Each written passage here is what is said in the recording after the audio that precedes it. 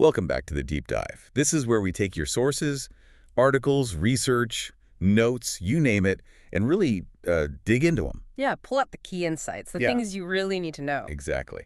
We want to get you well-informed, fast, but maybe also share a few surprising things, maybe even make you chuckle once or twice.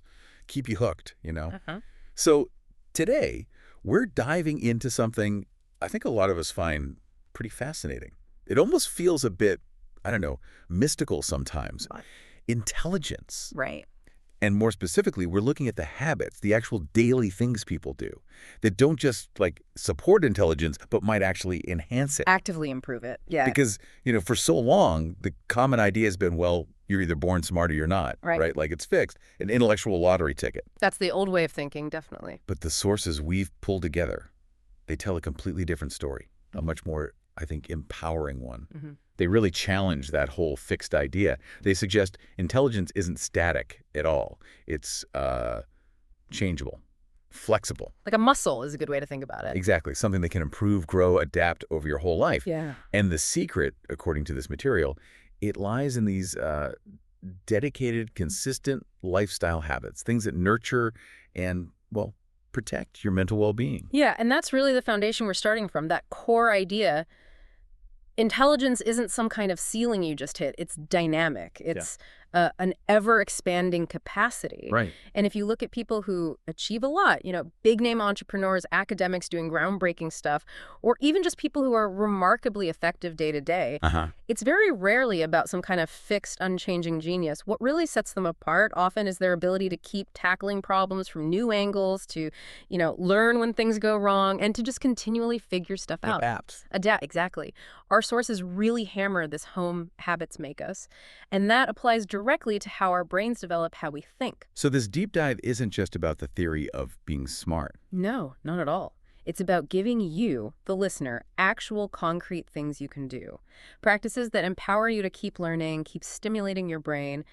And the result? Well, the result is finding better, more practical, maybe even more innovative solutions in pretty much every part of your life. Okay, so let's unpack this. Where do we start? Maybe with something that sounds almost obvious, but maybe isn't practiced as much as we think. Let's kick off with habit 1. Ask questions. Right. Ask questions sounds, incredibly simple, doesn't it?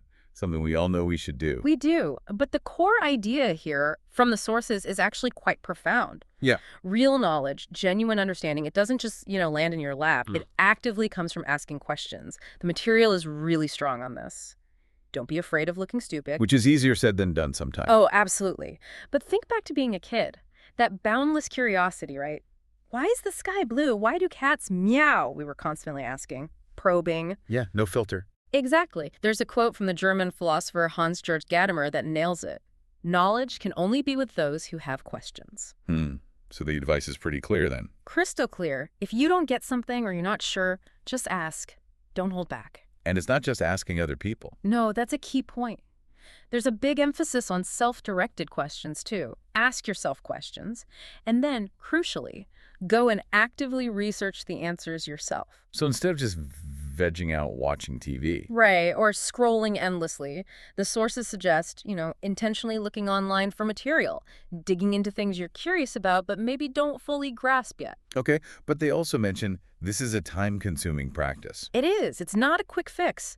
But that investment of time, that's precisely why it's so effective. It pays off, the sources say, by considerably increasing your intelligence over the long haul. So that fear of looking stupid, where does that come from? Because kids don't seem to have it initially.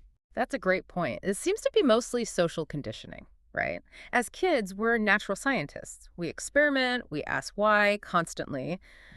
But then somewhere along the line, we pick up this fear of judgment, fear of asking the dumb question, even though, as the sources stress, learning literally requires asking those questions. And that time-consuming aspect isn't a negative. Not at all. I think it's actually central to why it works. It forces you to engage, to be patient, to, sit with not knowing for a bit. It's active. And the self-research part, going off and finding answers yourself. That takes it to another level. That's where you really start building intellectual independence independence. When you dig for answers yourself, you're not just grabbing facts. Right. You're developing critical thinking. You're learning how to evaluate sources, weigh evidence, connect ideas. You're basically building a mental toolkit for future learning. It's like constructing knowledge brick by brick instead of just having it handed to you. That makes sense. Like the difference between being given a fish and learning how to fish.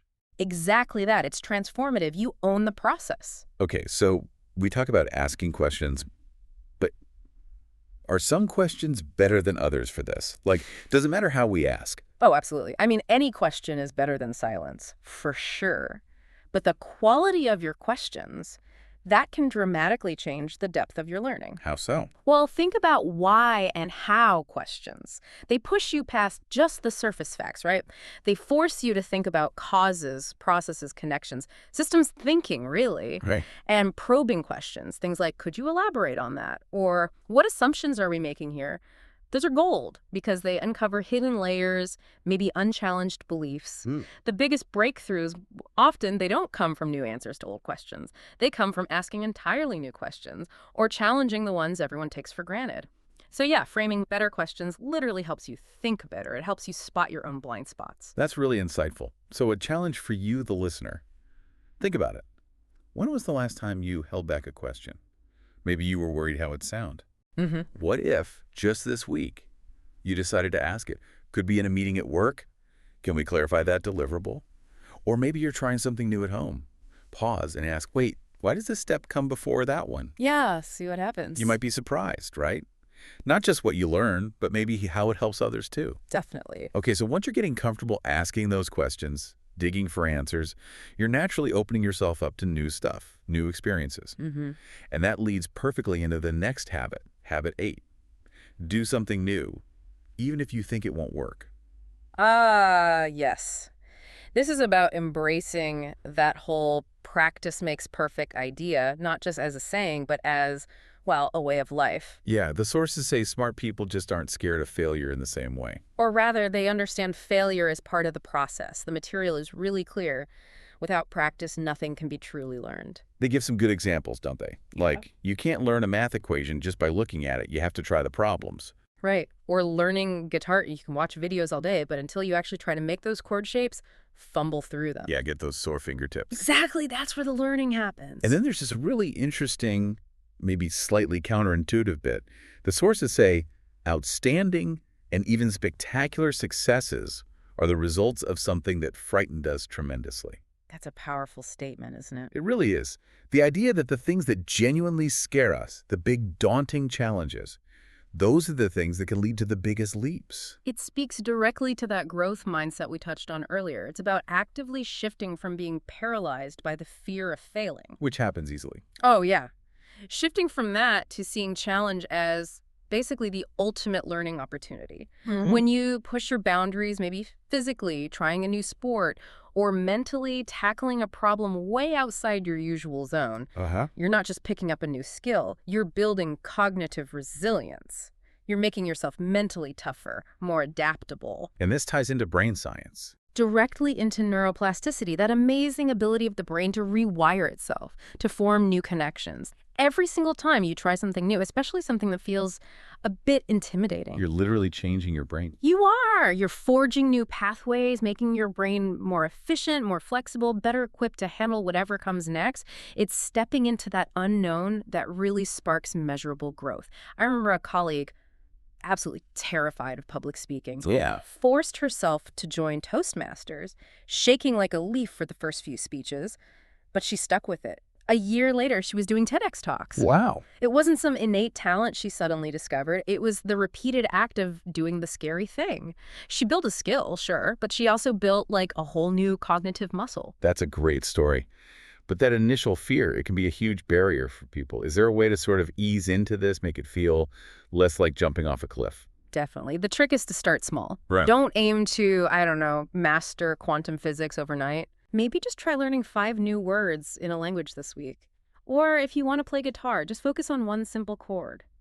The goal isn't instant mastery. It's just consistent exposure to novelty and Yeah, a little bit of discomfort. And celebrate the effort, not just the result. Exactly. Each small new thing you try, it sends a little signal to your brain. Hey, I can adapt. I can learn this.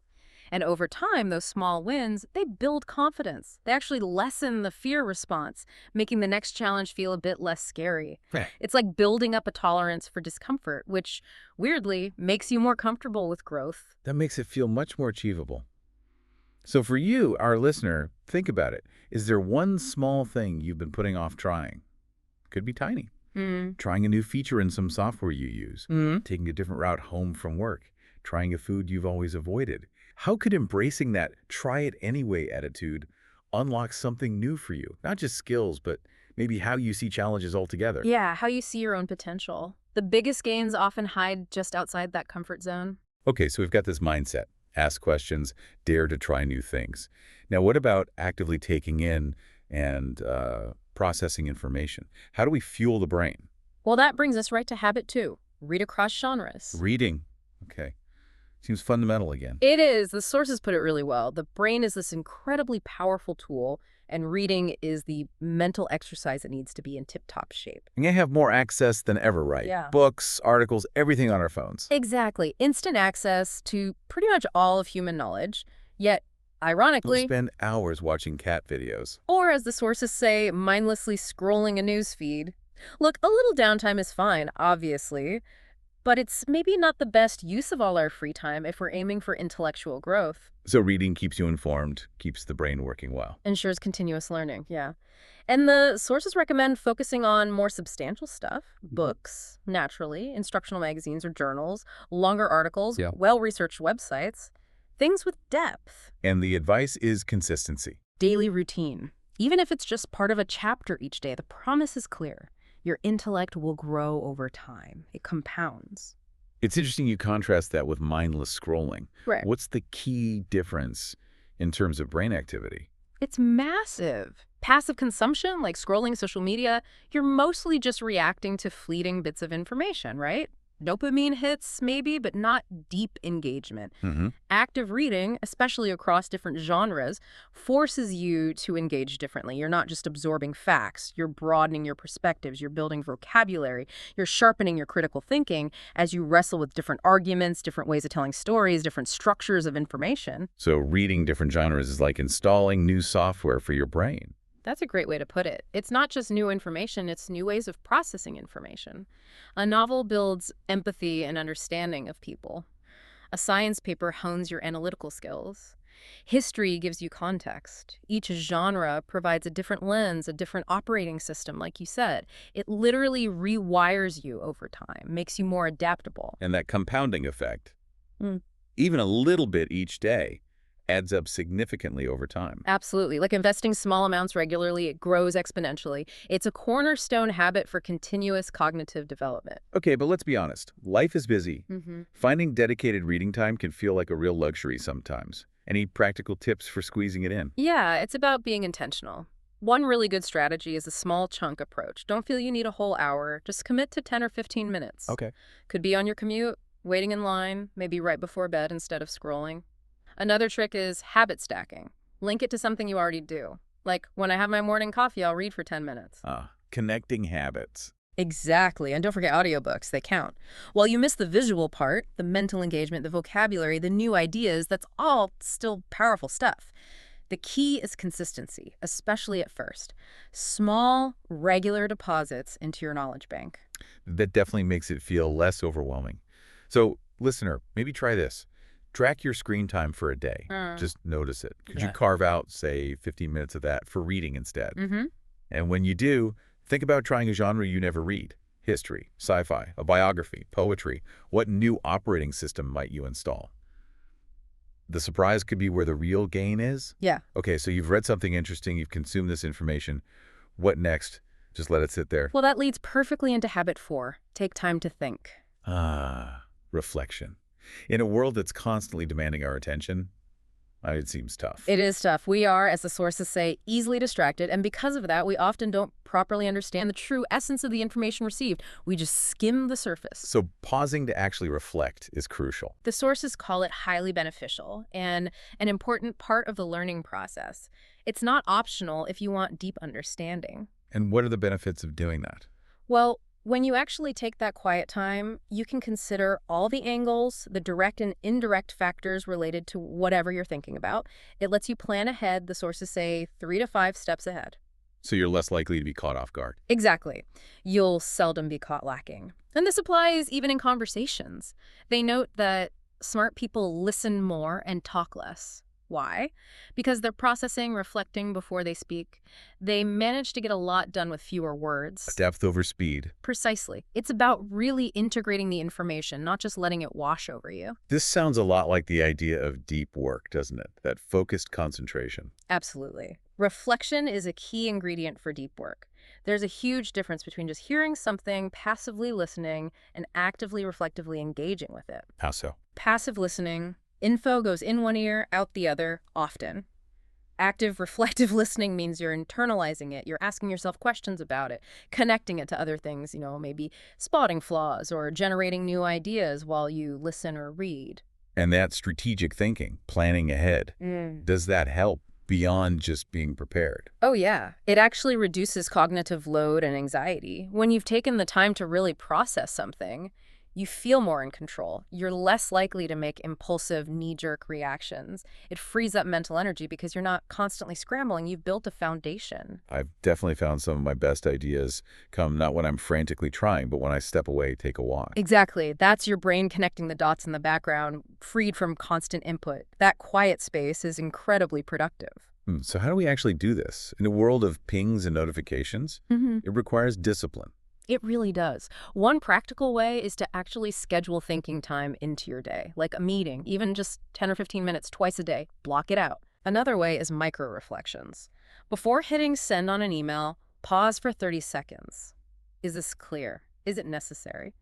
After a meeting, take 2 minutes, just 2, to jot down the key takeaways and your immediate thoughts or actions. Training the brain to pause. Exactly. Training it to shift from just reacting to actually reflecting, getting to that true essence before you act. Okay, listener, how often do you really pause? Before reacting, before moving on, could you schedule even 10 minutes of thinking time today? Or just try that 60-second pause before replying to your next message? What tiny shift could help you get deeper? So thinking internally is powerful, but sometimes getting thoughts out of your head helps even more, right? Making them concrete. Absolutely. Which leads us nicely to habit 7, keeping a diary. Journaling. Okay. People talk about this a lot for emotional well-being, but the sources link it directly to intelligence. They do. They cite studies showing that even just a few minutes spent reflecting on the events and thoughts of the day and writing increases brain power. Increases brain power. Well, partly through motivation, the sources suggest reflecting on your experiences and achievements is motivating.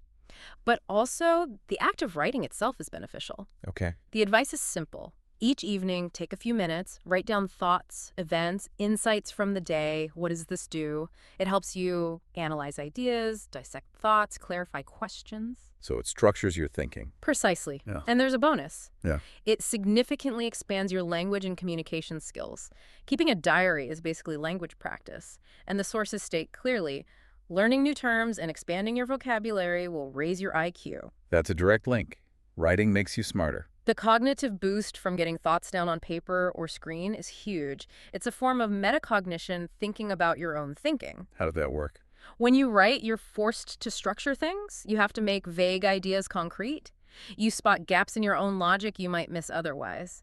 The process itself deepens your understanding. It's a feedback loop. Writing clarifies thinking. Clearer thinking improves writing. And it engages different parts of the brain than just thinking. Yes, absolutely. And that language connection is vital. Language isn't just for communication. It literally shapes our thoughts. The richer your vocabulary, the more nuanced your thinking can be. It helps you categorize, analyze, synthesize information more effectively. That directly impacts cognitive ability, even IQ scores. So a diary isn't just a record, it's like a personal knowledge lab. Exactly. A living document. You can track your thinking over time, see how your understanding evolves, spot recurring patterns or questions.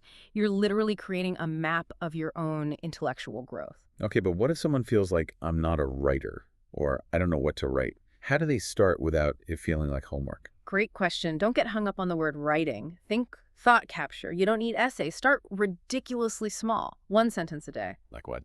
Could be. The most interesting thing that happened today was, or one question I'm still thinking about is, or one new thing I learned was another technique. 5 minutes of stream of consciousness. Just write whatever pops into your head, no editing, no judgment. Just get it out. Just get it out. The goal isn't perfect prose. It's just externalizing your thoughts so you can look at them. The habit builds from there. That makes it sound much more doable. So, listener, if you're considering this, don't aim for perfection. One sentence. What's one thought or insight from today you could capture? What patterns might emerge over time? What might your future self learn from your present self's journey? Okay, so from that structured reflection, let's shift gears to something maybe more playful, but apparently just as good for the brain. The bonus habit. Habit 16. Playing games that task the mind. Right. The sources call this a particularly beneficial way to spend your time.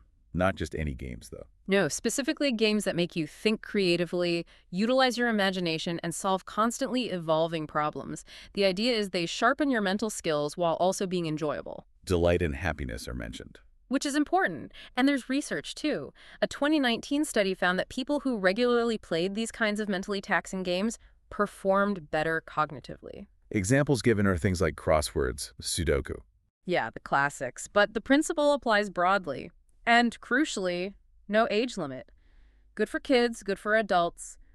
Learning and mental exercise don't have an expiration date. This really highlights the difference between just passively consuming entertainment and actively engaging your brain, doesn't it? It really does. So many digital things are designed for you to just absorb. These games demand active participation. They're fantastic for what psychologists call fluid intelligence. Fluid intelligence, what's that exactly? It's basically your ability to reason, solve new problems, see patterns, and think logically in situations you haven't encountered before. It's not about recalling facts you already know. It's about adapting and thinking on your feet. Okay. And these games help with that? Big time. They force your brain to be flexible, to adapt its strategy, to learn the rules and work within them creatively. This can help maintain, maybe even improve, cognitive function, especially as we get older.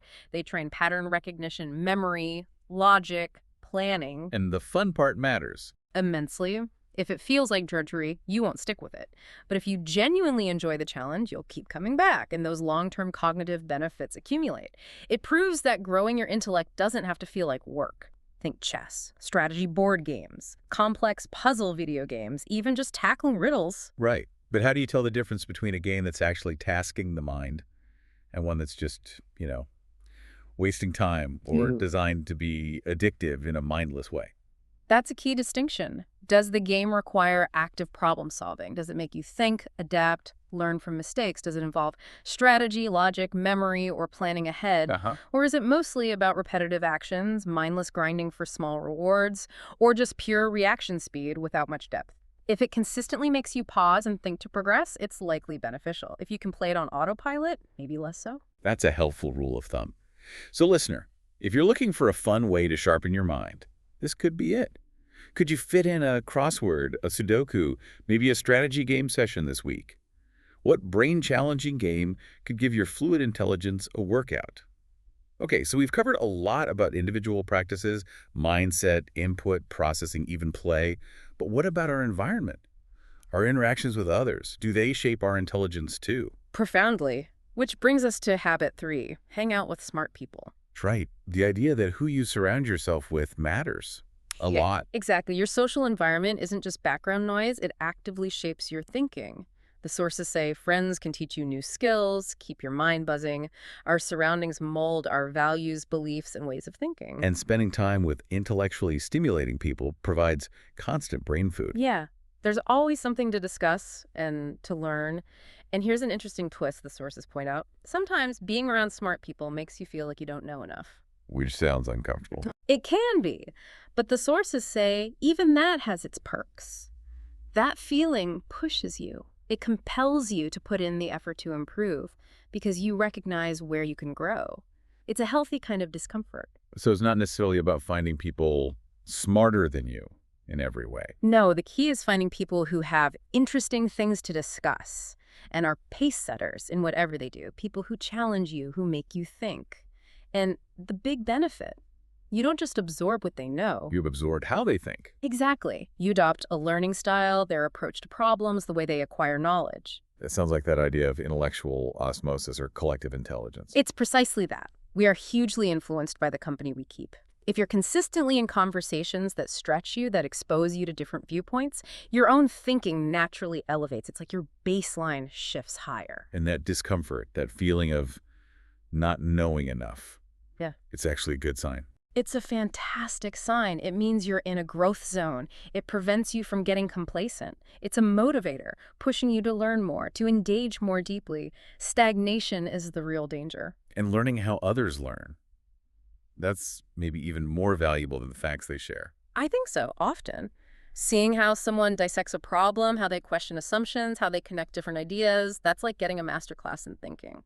I had a mentor once, not even in my specific field, but his systematic, curious way of tackling complex issues. I absorbed that.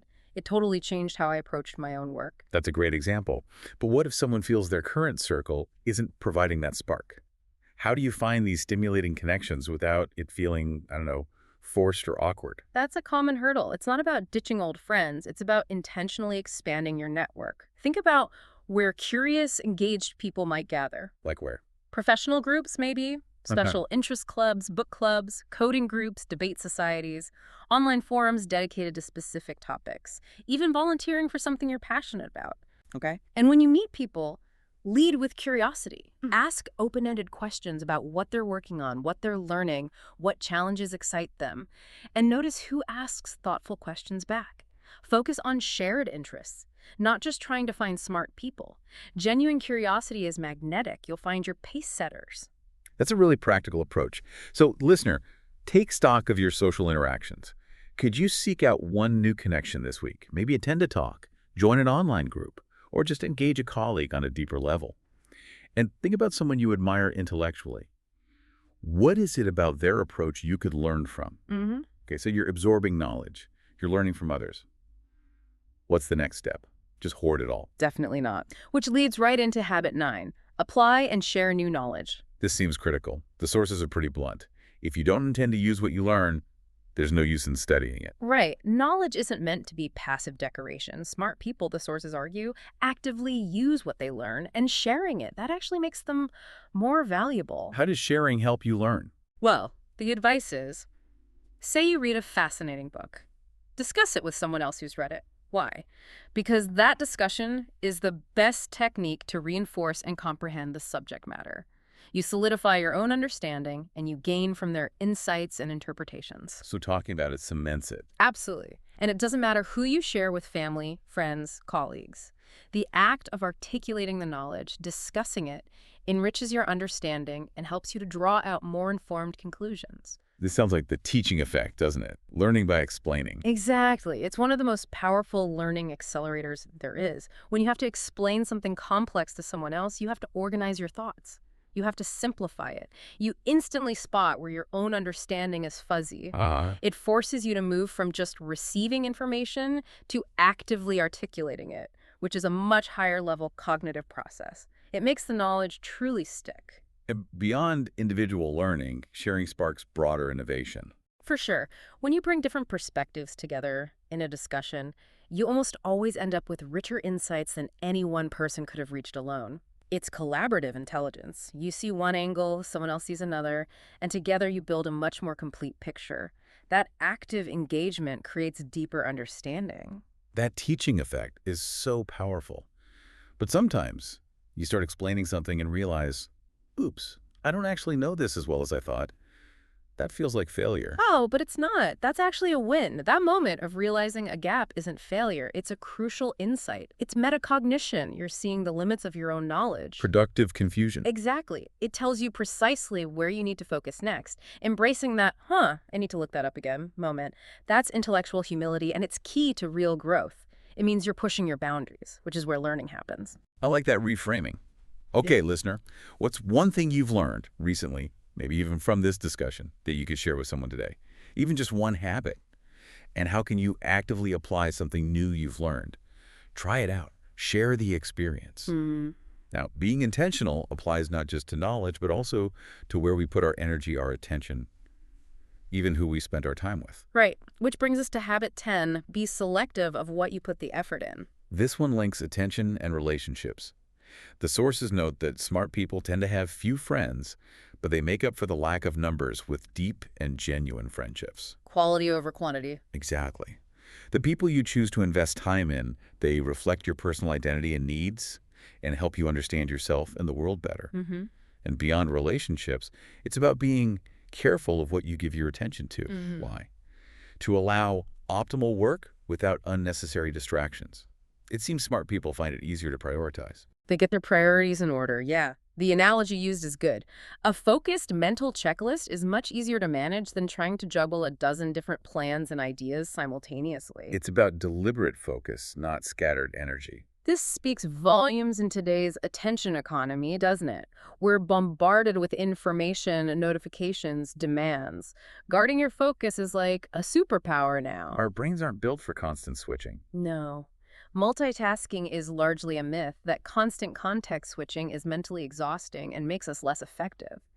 By consciously choosing where to direct your mental energy, you create the space needed for deep thinking, real insight, meaningful work.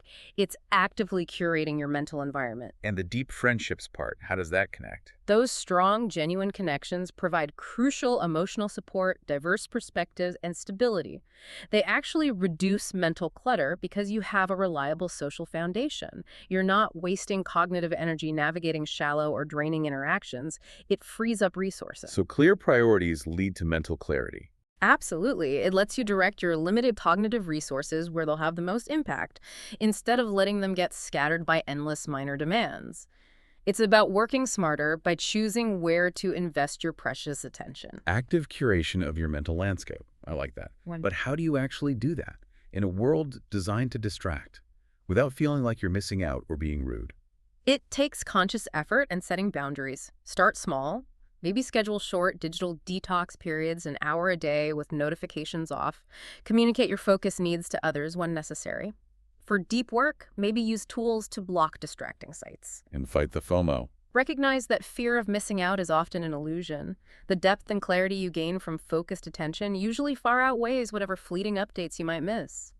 Your attention is your most valuable asset. Invest it wisely. Strong point. Yeah. So, listener, where is your attention scattered right now? How could you consolidate it? And who are the real pace setters in your life, the deep connections you choose to invest in? Maybe it's time to be more deliberate about both. And this idea of focus and order. It doesn't just apply to our attention or social lives, but our physical surroundings too. Yes, absolutely. Habit 12. Learn how to be organized. Okay. The sources state pretty directly, people that have a habit of making things orderly tend to be smart. Is it that simple? Well, they explain the mechanism. Disorganized stuff around you, piles of paper, cluttered desks, constant message alerts, they divert the mind from tasks and lower productivity. Visual noise. Exactly. The core message. Your mind will function more effectively the less disorder there is in an area where you live and work. And the advice is practical. Put things away immediately. Use folders digitally and physically. Avoid just saving random files everywhere. Create systems. The cognitive load of clutter is real. Every out-of-place item, every unread email notification, it's a tiny little drain on your working memory. It contributes to decision fatigue. Like trying to think clearly in a noisy room. Precisely. An organized environment reduces those micro-distractions. It frees up mental bandwidth for the important stuff, for higher-level thinking, for focus. So outer order helps create inner order. There's a very strong link. Being systematic about your physical space often translates into being more systematic in your thinking, your planning. It reinforces discipline. It lets your brain get into that state of flow, concentrating on the task, not constantly being pulled away by chaos. I heard someone say, your workspace reflects your headspace. It rings true. It does. But what if you feel totally overwhelmed by mess? Where do you even start? Don't try to do it all at once. That's a recipe for giving up. Pick one small, manageable area, just your physical desk surface, or just your email inbox, or just the files on your computer desktop. Okay. Commit 15 minutes. Just 15 minutes to tidy that one area. The goal isn't perfection, it's just making progress. And then try the one-touch rule. When you handle something, deal with it then and there, or put it in its proper place. Don't just put it down to deal with later. That prevents new clutter. Small wins build momentum. Exactly. Yeah. Organizing one small area often motivates you to tackle the next. Okay, actionable advice. Listener, look around your immediate workspace, physical or digital. What's one thing you could declutter or organize right now, even in just 5 minutes. How might that little bit of order free up some mental space for clearer thinking? Hmm. Now, beyond organizing our stuff, what about understanding the people within our environment? Ah, yes, shifting focus outward again. Habit 13. Study other people's behavior patterns. This sounds analytical. The sources say smart people tend to be understanding and consider things like colleagues' motivations, their perspectives, what help they might need. The core advice is simply try to understand the situations of people around you. But this takes effort.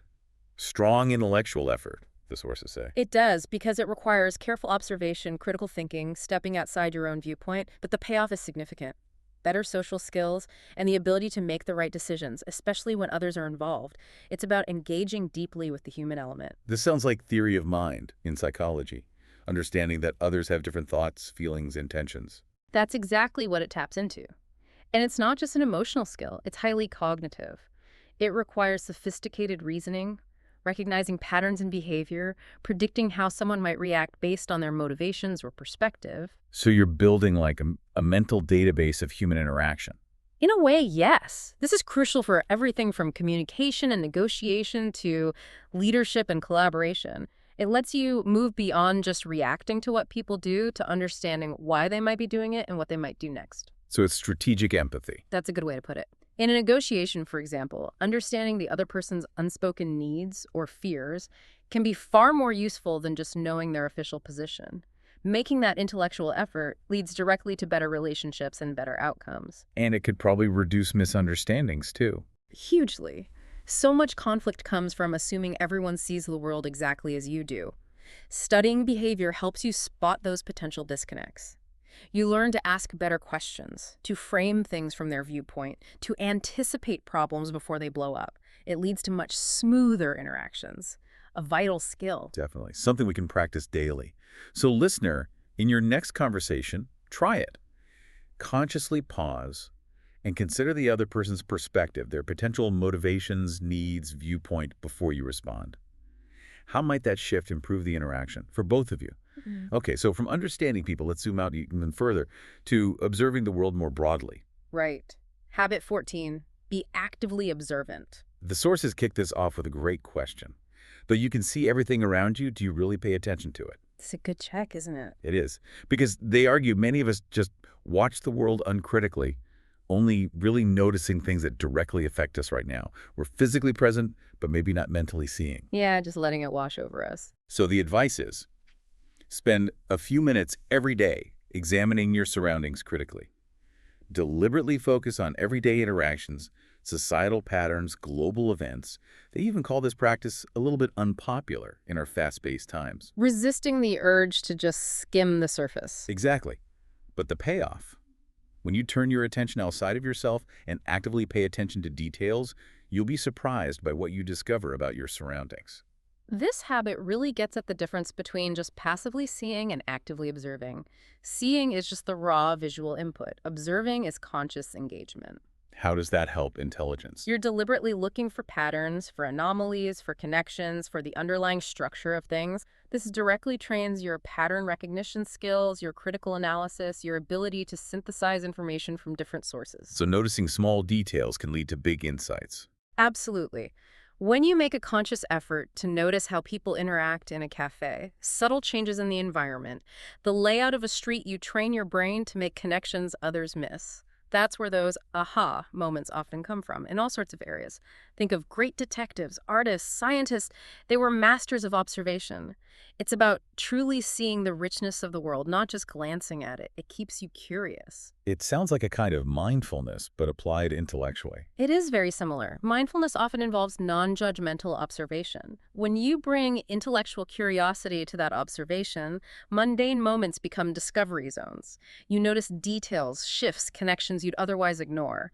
This doesn't just make you more aware, it makes you a better thinker, a better problem solver, because you're constantly gathering data and looking for patterns. You're engaging with reality more deeply. Fantastic. Okay, listener, a quick exercise for you today. On your next walk, even just around your home or office, consciously try to notice 3 new things. Things you've seen before but never really observed. How might paying closer attention unlock new understanding for you? We've covered a ton about how we engage with information, our environment, other people. Now let's turn to maybe the most foundational part, maintaining the engine itself, our physical and mental well-being. Absolutely essential. And we start with habit 5, exercise frequently. Exercise and smartness. The sources are emphatic. Don't overlook exercise and its effects on our smartness. They stress that the brain and body are in constant communication. Our overall energy and physical health has a direct impact on the quality of our thoughts. So body health, brain health. Pretty much. They say as you grow cognitively, you should also grow physically since the two are intertwined. You can't really separate them. And beyond just feeling better, exercise instills discipline. Yeah, and that discipline is advantageous for the efficient growth of positive habits and new information. It builds mental toughness that carries over. The advice is pretty straightforward. Make time for it. Gym, running, yoga, home workouts. Anything works, just move your body more. Simple as that.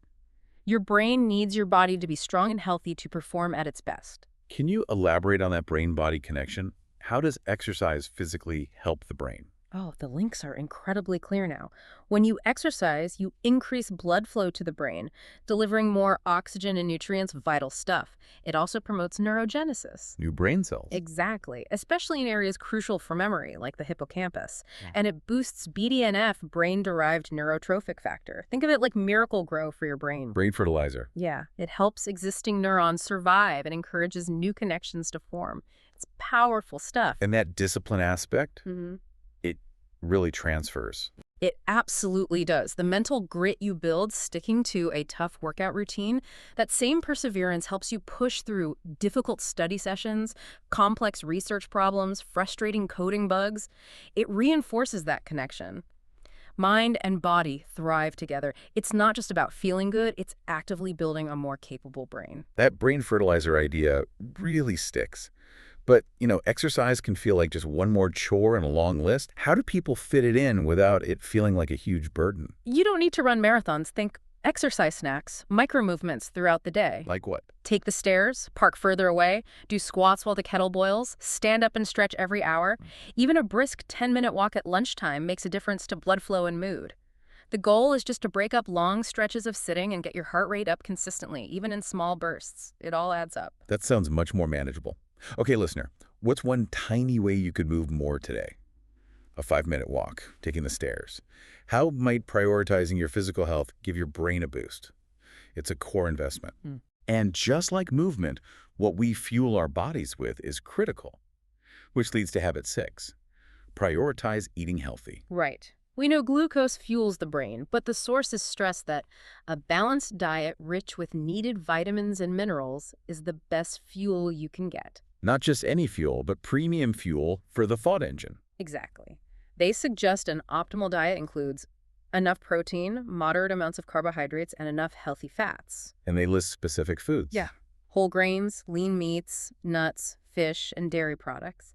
Things that should be staples. The advice is simple. Adopt the habit of eating just enough to be satisfied, listen to your body's hunger cues, and crucially, avoid junk food as much as you can. Why avoid junk food, besides the obvious health reasons? Because it directly impacts your brain. It tires you out, the sources say, and can cause long-term issues. It affects your immediate cognitive performance. So you are what you eat applies directly to how you think. Absolutely. You think what you eat is probably more accurate here. Specific nutrients are critical. Omega-3s from fish and nuts, they're literally building blocks for brain cells, supporting memory and learning. Antioxidants from fruits and veggies, they protect your brain from damage. And junk food does the opposite. Pretty much. High sugar, unhealthy fats, artificial stuff. They lead to energy crashes, that horrible brain fog, and inflammation. And inflammation is bad news for the brain, impacts focus, memory, mood, even long-term cognitive health. We're learning more and more about the gut-brain axis, too. Your diet affects your gut bacteria, which directly influences your brain. Wow. So good fuel means sustained focus, clearer thinking, better mood regulation. All crucial for demanding mental work. Feed your brain well, and it will perform well. Okay, but cravings are real, and convenience is tempting. What's one simple, high-impact swap someone could make this week? Super simple. Swap sugary drinks for water or unsweetened tea. That alone avoids those big energy spikes and crashes that kill focus. Water is essential for everything your brain does. Another easy one. Swap a processed snack bar for a handful of nuts or a piece of fruit. Sustained energy, vital nutrients. Small choices, big cumulative benefits for your brain power. That's easy enough to try. Listener, what's one small dietary tweak you could make this week? Swap a snack. Drink more water. How does that sluggish feeling after unhealthy food affect your thinking?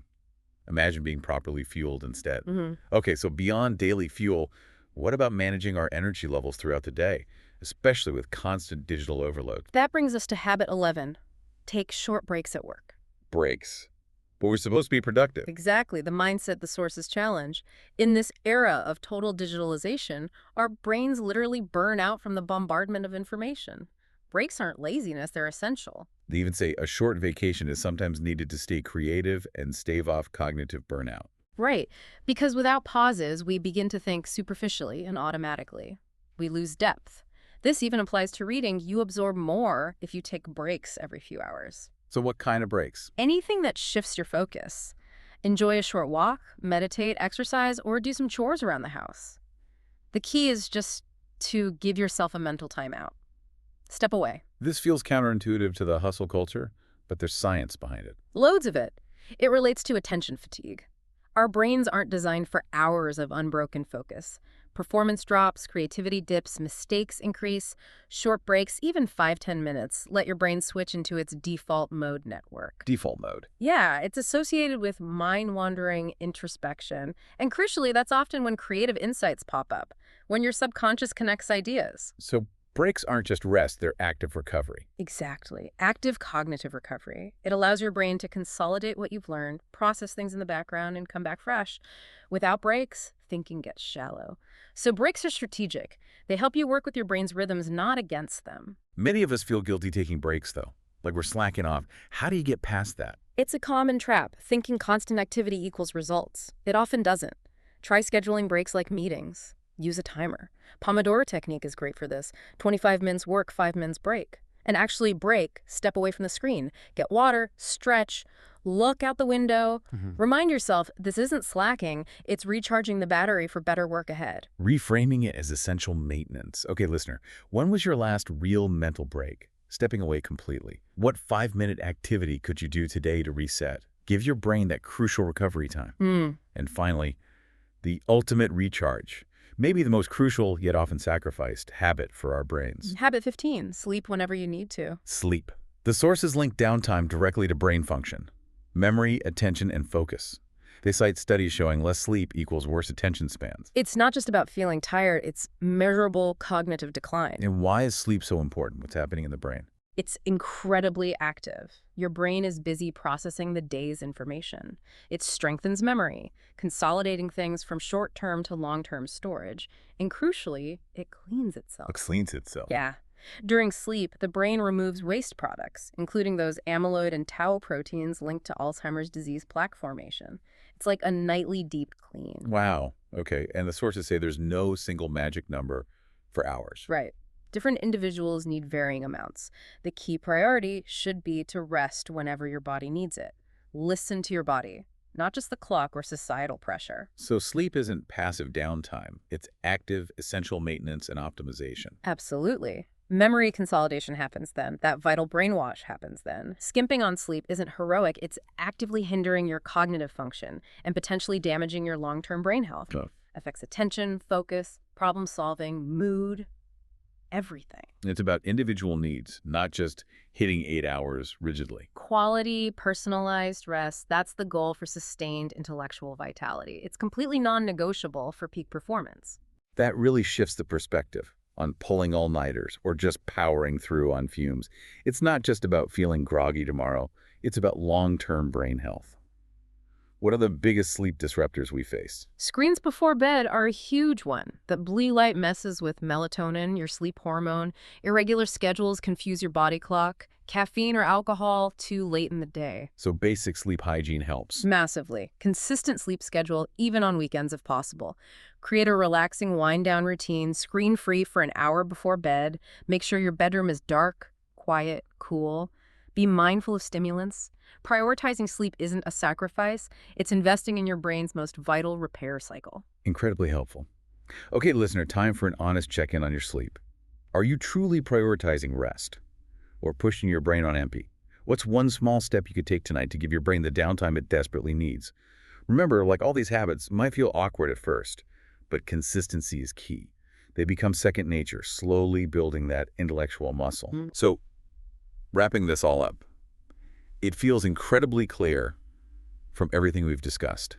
Intelligence isn't this fixed thing we're just stuck with. Not at all. It really is dynamic, flexible, like you said, a muscle we can actively train and strengthen throughout our lives. And the way to do it, these consistent positive habits. Exactly. We've covered, what, 15 core habits plus a bonus. Yeah. Everything from asking questions and embracing challenges, To the power of reading widely, thinking deeply, how we interact with others, how we organize our lives, even how we play. and right down to the fundamentals, moving our bodies, eating well, taking breaks, and, crucially, sleeping enough. They're all connected. Deeply intertwined. And importantly, these aren't necessarily huge, dramatic life changes. They're often small, daily practices. But they compound. That's the magic. Consistent small efforts lead to significant growth over time. So what's the final takeaway, this so what for everyone listening? Well, I think the core message is that these habits aren't just abstract ideas about being smarter. They are concrete, actionable pathways to continuous growth, personal and intellectual. They give you real tools to learn better, adapt faster, solve problems more effectively in, well, every part of your life. Right. So maybe the final thought to leave you with is this. If intelligence truly is this flexible, trainable ability, how might consciously adopting even one of these habits, just pick one that resonated, how might that fundamentally reshape not just what you know, but how you approach learning, how you tackle challenges for the rest of your life? I'd really encourage you, pick one, try it for a week, really commit, and just observe. See what happens. You might genuinely surprise yourself with the power you unlock. That's a fantastic challenge, a great place to end. Thank you for diving deep with us today, and thank you for listening and engaging with these ideas. We really hope this has sparked some new thinking, maybe inspired you to try out one or two of these habits. Keep exploring, keep growing that amazing brain of yours.